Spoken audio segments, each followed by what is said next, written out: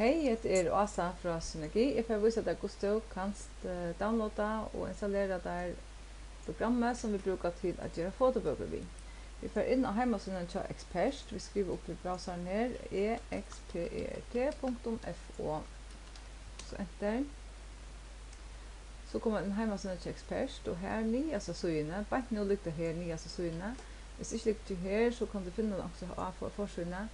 Og det som du skal gjenge etter, det at du skal få etter disse konen her, så bøkene, så reia mest her. Vi klikker bare av mynden her, som lagt til hesasøynen.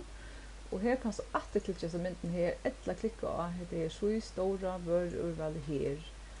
Klikke av her beint. Så kommer jeg inn av hesasøynen, og dette her er søyen til foto.expert.dk.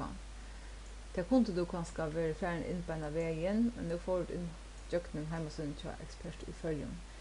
Og her stender download gratis bestillingssoftware. Til å si at du klikker bare på den her beint, eller jeg ser feltet her, klikker til.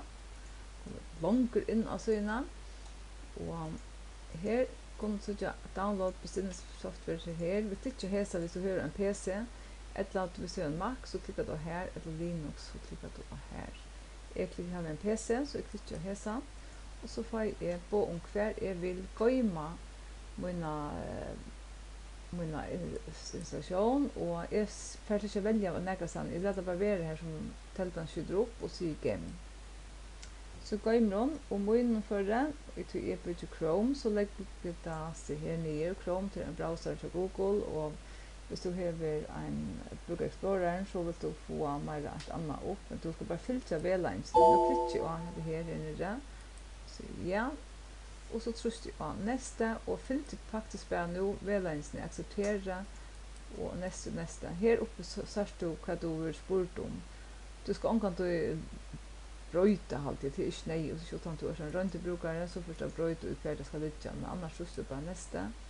Og nå stender det her og downloader en gode løte, og om man lytter løte, så får jeg vise deg hvordan det ser ut, at det er livet downloadet. Nu är jag kommit nästan i helt, det är sen mer i helt, det är den över linjen här som ska komma och bli grön helt i högre. Här i blir det installera instink och den hämta linjen som ska komma helt i högre, ta till ut så här har vi installera och downloada programmet. Nu är det nästan liot. Och ända då. Så kommer han till roten fram. Så är det faktiskt Leo.